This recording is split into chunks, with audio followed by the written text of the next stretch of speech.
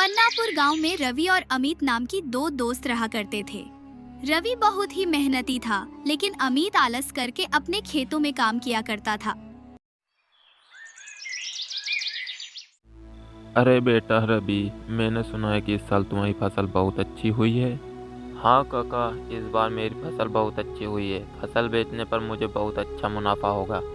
बेटा तुम्हारे खेत में कुल कितनी बोरी फसल हुई है? काका 5 एकड़ ज़मीन पर कुल 150 बोरी हुई है। ठीक है काका, अब मैं चलता हूँ, मुझे आज अनाज बेचने भी जाना है।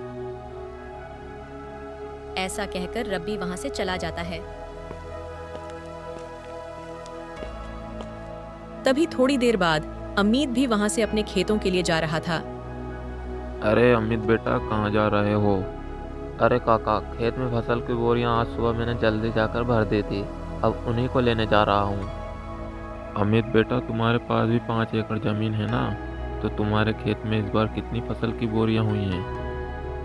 हाँ काका, मेरे पास 5 एकड़ ज़मीन है और मेरी ज़मीन पर इस बार 1 एकड़ में 20 बोरियां हुई हैं, तो 5 एकड़ में 100 बोरियां हुई हैं। क्यों अमित बेटा, तुम्हारे खेत में 100 बोरियां ही क्यों हुई हैं? तुम्हें पता है तुम्हारे दोस्त रवि, उसके पास भी 5 एकड़ ज़मीन है। उसकी ज़मीन पर 150 अनाज की बोरियां हुई हैं, जबकि जहाँ तुम दोनों के खेत हैं उधर के इलाके की ज़मीन तो एक जैसी हैं। क्या कहा काका? मेरे दोस्त रवि की खेत में इस बार 150 बोरियों की फसल हुई है, लेकिन उसने तो मुझे बताया ही नहीं। ठीक है काका, चलो मैं अब चलता हूँ। फिर शाम को अमित अपनी फसल बेचकर अपने घर लौट जाता है।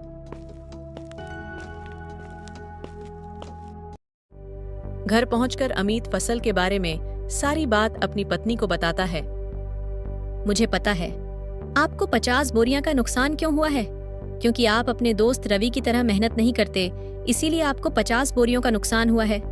आपका जब मन होता है तब आप खेत जाते हो, और अगर ऐसा ही रहा तो कैसे चलेगा? अरे तो भाग्यवान, इसमें मेरी क्या गलती है? मुझसे जितना होता है मैं वो सब कर लेता हूँ, और मुझे तुम बताओ इसके अलावा मैं क्या करूँ? आज आप अपनी जमीन को बेच दो और रवि के पास वाली जमीन को खरीद लो। अगर रवि की जमीन 5 एकड़ है तो आप भी पूरी 5 एकड़ जमीन को खरीद लो, और रवि से कहो कि अब हम दोनों पूरे 10 एकड़ जमीन पर साथ मिलकर काम करेंगे, और जो भी मुनाफा होगा दोनों बराबर बांट लेंगे। हाँ, तुम ये बात बिल्कुल सही कह रही हो। मैं कल ही रवि के पास जाकर इस बारे में बात करूँगा, और मुझे जहाँ तक पता है रवि मेरी बात को कभी टालेगा नहीं। फिर अगले दिन सुबह होने पर अमित अपने दोस्त रवि के यहाँ जाता है।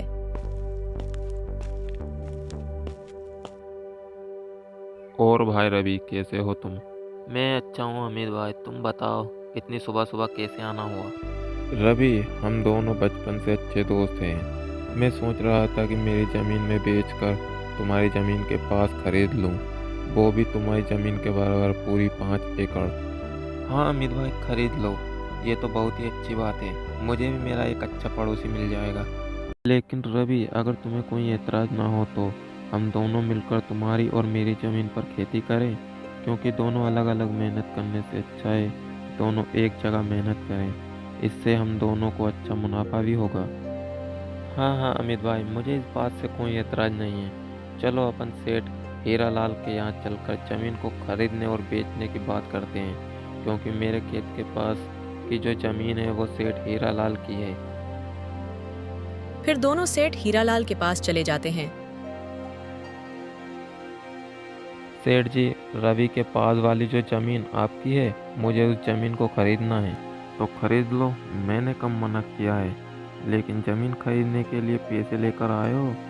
दरअसल सेठ जी, बात ऐसी है कि मैं अपनी 5 एकड़ ज़मीन बेचना चाहता हूँ और रवि के पास वाली 5 एकड़ ज़मीन खरीदना चाहता हूँ। तो खरीद लो, मुझे कोई परेशानी नहीं है, लेकिन मेरी ज़मीन के बदले तुम्हें तुम्हारी ज़मीन और 10,000 रुपये देने होंगे। लेकिन सेठ जी, मेरी ज़मीन भी तो 5 एकड़ है और आपकी ज़मीन भी 5 एकड़ है, तो फिर आप मुझसे 10,000 रुपये क्यों मांग रहे हो? देखो भाई, वैसे ज़मीन की समय के हिसाब से कीमत होती है। अगर तुम्हें लेनी है तो 10,000 रुपये दो, वरना कोई बात नहीं। ठीक है सेठ जी, चलो आप 10,000 रुपये ले लेना, लेकिन आपकी वो ज़मीन मुझे दे देना। फिर अमित सेठ हीरालाल से उसकी जमीन खरीद लेता है। फिर ऐसे ही कुछ दिन बीतने के बाद अरे भाई अमित, हमें कल सुबह खेत में हल चलाने के लिए जाना है, तो तुम कल तैयार रहना खेत जाने के लिए। अरे यार, हल चलाने में तो बहुत मेहनत लगती है। बैल के पीछे पीछे मुझे पूरा खेत में घूमना होगा। मुझे इस काम से बचने के लिए कुछ ना कुछ करना होगा। अरे रवि भाई, आज मेरी पत्नी के पिता का देहांत हो गया है, तो मुझे वहाँ 15 दिन के लिए जाना होगा। अगर मैं वहाँ नहीं गया तो अच्छा नहीं लगेगा। हाँ अमित भाई, तुम सही कह रहे हो। वो तुम्हारे पिता समान है और तुम्हें वहाँ जाना चाहिए। कोई बात नहीं, तुम्हारे हिस्से का काम मैं कर लूँगा। मुझे तो ऐसा लग रहा था कि तुम इस बात के लिए बिल्कुल नहीं मानोगे। तुम सच में मेरे बहुत अच्छे दोस्त हो। मैं 15 दिन में वापस आकर तुम्हारे साथ खेत में बहुत मेहनत करूँगा। फिर थोड़ी देर बाद अमित अपनी पत्नी के साथ उसके ससुराल चला जाता है और इस बात से रवि बहुत परेशान हो जाता है। सुनो जी, आप इतनी परेशान क्यों नजर आ रहे हो? क्या हुआ? क्या बात है? अरे कुछ नहीं, अमित अपनी पत्नी के साथ उसके मायके गया है और खेत में बहुत काम पड़ा है। अरे तो आप परेशान मत होइए जी, वो जब तक नहीं आते मैं आपके साथ खेत में काम करवा दूंगी। फिर अगले ही दिन से रवि अपनी पत्नी के साथ मिलकर खेतों में हल चलाने का काम शुरू कर देता है। फिर कुछ दिन बीतने के बाद रवि अमित के यहाँ जाता है। सुनो भाई अमित, बारिश के दिन चालू हो गए हैं और थोड़ी थोड़ी बारिश भी आने लगी है। तो मैं सोच रहा था हम दोनों मिलकर बारिश के पानी के जाने के लिए रास्ता बना दें। अगर पानी जाने के लिए रास्ता बना देंगे तो अपने खेत में बारिश का पानी जमा नहीं होगा। अरे लेकिन राजू भाई, मुझे आज बहुत ज़रूरी काम है। क्यों, क्या हुआ? इस समय तुम्हें ऐसा कौन सा काम आ गया? अरे हाँ, मैं तुम्हें बताना तो भूल ही गया। मुझे तुम्हारी भाभी को लेकर शहर में डॉक्टर के यहाँ जाना है, क्योंकि 2-3 दिन से तुम्हारी भाभी की तबीयत बहुत ख़राब चल रही है। ठीक है अमित, तुम जाओ, मैं यहाँ का सारा काम काज देख लूँगा। फिर अमित अपने मन में सोचता है, अरे वाह, ये तो मेरी इतनी जल्दी बात मान गया। मेरे हिस्से का काम करने के लिए तैयार हो गया। दोनों मिलकर खेतीबाड़ी करने की मेरी ये तरकीब बिल्कुल सही रही, नहीं तो मुझे अकेले ही सारे खेत में काम करना पड़ता। क्या सोच रहे हो अमित भाई? तुम चिंता मत करो, मैंने कहा ना, यहाँ का सारा काम काज मैं देख लूँगा। तुम निश्चित होकर भाभी को डॉक्टर को दिखाओ। वही तो मैं सोच रहा हूँ कि सारे काम काज तुम्हारे ऊपर छोड़कर शहर जाना मुझे बिल्कुल अच्छा नहीं लग रहा है, मगर क्या करूँ, जाना तो पड़ेगा।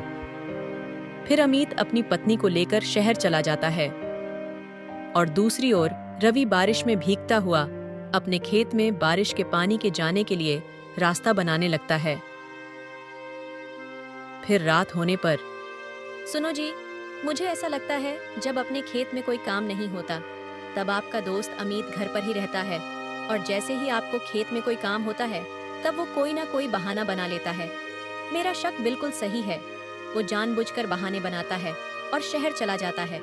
ये तुम क्या बोल रही हो? तुम ऐसा बोलकर मेरे और मेरे दोस्त के बीच झगड़ा करवाना चाहती हो? वो मेरे बचपन का दोस्त है, वो मुझे कभी धोखा नहीं दे सकता। आपको मेरी बातों पर बिल्कुल भी विश्वास नहीं है। देख लेना, कुछ ही दिनों में आपको सच का पता चल जाएगा। फिर ऐसे ही कुछ दिन बीतने के बाद फसल तैयार हो जाती है। अमित भाई चलो, आज हमें फसल की कटाई करनी है, क्योंकि आज शाम को ही मुझे मेरी पत्नी के साथ साले की शादी में जाना है, और आज फसल नहीं काटा तो कल फसल खराब होना शुरू हो जाएगी। हाँ राजू भाई, चलो आज हम फसल काट कर बोरियों में भर लेंगे। फिर वो दोनों खेत में चले जाते हैं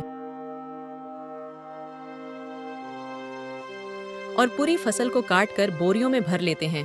ठीक है अमित भाई, अब हमने सारी बोरियां भर ली हैं और अब शाम भी हो रही है, तो मैं साले की शादी में जाने के लिए निकल रहा हूँ। तुम इन अनाज की बोरियों को बैलगाड़ी में भरकर अपने घर ले जाना। जब मैं कल आऊँगा तब अपन दोनों मंडी बेचने चलेंगे। अरे भाई तुम चिंता मत करो, जब मुझे काम था तो सारा काम तुमने अकेले ही किया था। तुम इस बात की बिल्कुल भी चिंता मत करो, मैं इन बोरियों को बैलगाड़ी में भरकर घर ले जाऊँगा।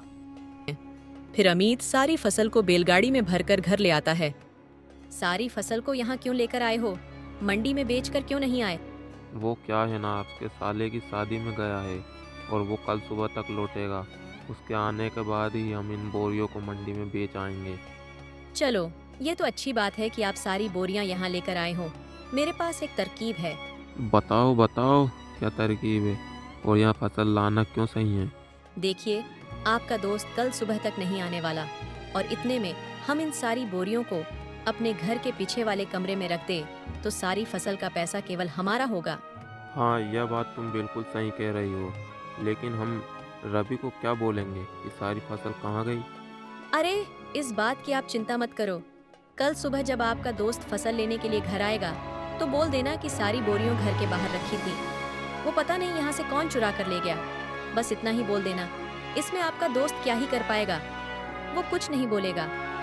अरे वाह भाग्यवान, तुम कितनी अक्लमंद हो।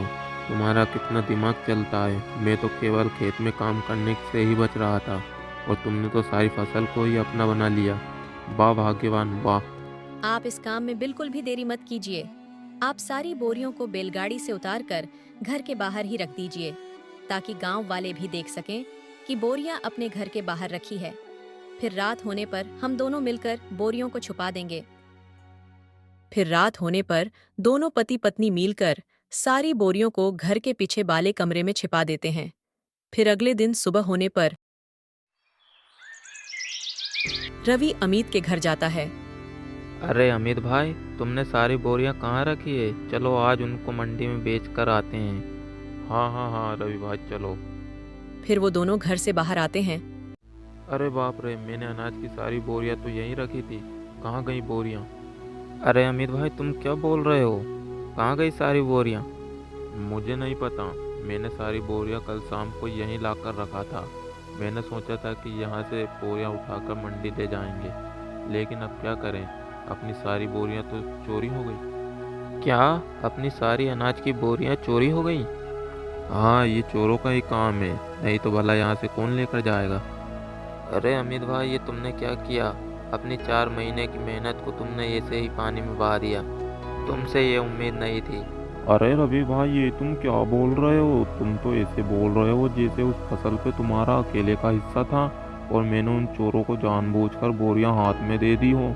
उस फसल में मेरा भी तो हिस्सा था, नुकसान मेरा भी तो हुआ है। हाँ, ये बात भी बिल्कुल सही है। चोर हम दोनों का ही हिस्सा लेकर गए हैं। हम दोनों को ही बहुत भारी नुकसान हुआ है। चलो ठीक है, अब मैं घर चलता हूँ। ऐसा कहकर रवि अपने घर चला जाता है और जाकर चुपचाप खड़ा रहता है। क्या हुआ जी? आप इतने उदास क्यों दिख रहे हो? क्या बताऊँ मैं तुम्हें? फिर रवि अपनी पत्नी को सारी बातें बता देता है। अरे तो कोई बात नहीं, आप चिंता मत कीजिए। अभी खेत में काम करने के लिए काफी समय है। जब तक आप अपने घर के बाहर वाले आंगन में सब्जियां लगाकर उन्हें बेचने का काम चालू कर दो। हाँ, तुम बिल्कुल सही कह रही हो। मैं कब तक ऐसे हाथ पे हाथ रखकर बैठा रहूँगा और कौन सा मुझे बैठे बैठे पैसे मिल जाएंगे। फिर रवि सब्जियां लगाने के लिए अपने घर के बाहर आंगन में खुदाई करने लगता है। तभी खुदाई करते करते उसे एक संदूक दिखाई देता है। अरे ये तो सोने और चांदी से भरा हुआ एक संदूक है। ये तो मेरा अच्छा भाग्य है। अगर मेरी फसल चोरी नहीं होती तो मैं कभी यहाँ सब्जी नहीं लगाता और ना ही यहाँ खुदाई करता। अगर इसमें से मैंने एक सोने का सिक्का भी बेच दिया तो मेरी फसल के बराबर होगा। फिर रवि अंदर जाकर सारी बात अपनी पत्नी को बता देता है। ये सब ऊपर वाले की कृपा है, क्योंकि आप बहुत मेहनती इंसान हो और मेहनत का फल हमेशा मिलता ही मिलता है। और उधर दूसरी ओर सुनो जी, आज रात को हम इस फसल को मेरे पिता के यहाँ ले जाएंगे और रात में वहीं रुक जाएंगे। फिर कल सुबह इस फसल को शहर जाकर बेच देंगे। हाँ हाँ, तुम बिल्कुल सही कह रही हो, हम ऐसा ही करेंगे। फिर रात होने पर अमित और उसकी पत्नी दोनों उस कमरे में जाते हैं तो देखते हैं कि उनकी सारी फसल की बोरियां खराब हो चुकी है। अरे ये क्या हो गया? हमने इनको यहाँ छुपाने से पहले ये तो सोचा ही नहीं था कि अगर फसल को थोड़ी भी हवा नहीं मिलेगी तो सारी फसल खराब हो जाएगी। ये सब तुम्हारी वजह से हुआ है। जो हमको हमारे हिस्से में मिलने वाला था, अब तो वो भी नहीं मिलेगा। चला गया सब अपने हाथ से, सब कुछ। अब क्या करेंगे हम दोनों? हम तो बर्बाद हो गए। तो दोस्तों, हमें इस कहानी से यही सीख मिलती है कि हमें कभी भी किसी के साथ बुरा नहीं करना चाहिए, क्योंकि बुरा करने वालों के साथ हमेशा बुरा ही होता है। और रवि बहुत ही मेहनती आदमी था, तो उसे उसकी मेहनत का फल मिल ही गया। अगर ऐसी कहानी और देखना चाहते हो तो वीडियो को लाइक और चैनल को सब्सक्राइब कर लो। कमेंट में बताओ कहानी कैसी है। जिसने सब्सक्राइब किया उनको दिल से धन्यवाद। Bye bye guys.